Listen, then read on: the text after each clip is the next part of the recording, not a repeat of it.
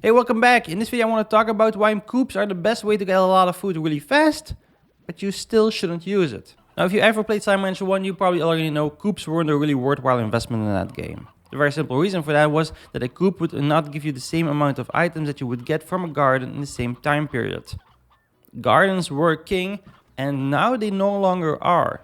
Now I believe the reason for this is basically that they actually changed two things. First off, in Slime Rancher 1, a chicken wouldn't reproduce if he had like 12 to 14 friends around him, and then he would just get shy and he wouldn't lay an egg and create another chickadoo. So that would immediately halt your production just right there. And beside that, I also think they just kind of changed the amount of time that the system actually looks for every hen. Is there a roostro in my surrounding area? Yes?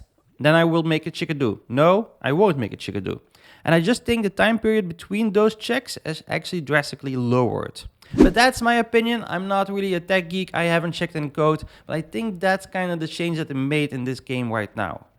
Now, there's a very simple reason why I still wouldn't use scoops to feed all my slimes in my ranch. Now, first off, picking hens is pretty much a big hassle. So you have to go to every coop, you have to suck pretty much everything up and just leave like 4 chickens and 2 roosters. Now, there's a very simple reason that I like to have 2 roosters in a coop. It's because that whenever a hen and a rooster actually create a chickadoo, there's a 5% chance, or at least it was 5% in Slime Rancher, that one of those 2 are going to become an elder. An elder hen or rooster is basically useless. You can feed them to your slimes for meat, but they will no longer help you produce any more chickens. Now that aside, I just really don't like going to every coop, sucking every chickadoo, rooster and hen up, and then once again shooting out those 4 hens and those 2 roosters that I need to keep that coop going.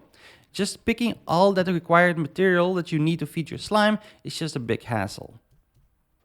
And then of course, the second reason and the biggest one, seriously, don't skip this part, there is a big problem with these coops right now. Because the meat production is so drastically high, for some reason the coops can't really contain them if you actually neglect your farm for a few days. So I actually neglected my farm for a few days on purpose. I just wanted to see what would happen.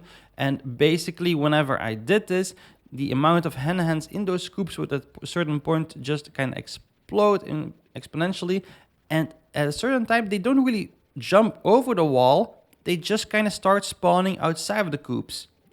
And I didn't figure this out quickly enough. I did a few more nights sleep, and after that I just kind of realized suddenly in my main part there were like 800 sea hens running around. I mean, I had to spend like 20 minutes, maybe a half hour to just pick all sea hens up and get rid of them. Now, I do have to admit, I didn't get rid of them myself. I actually just placed them all in the coral because I wanted to have a picture for the thumbnail. And afterwards, I just decided to just throw 3 ringtail slimes in there. Those guys keep eating. So it was really fun to just see these 3 ringtail slimes eat like 800 sea hens in no time. Now, in case you do really want to have a food production going, what I would suggest is to actually not use any auto feeders. So whenever you actually just go to the coops, you get all those chickadoos and hens and just put them immediately into the coral.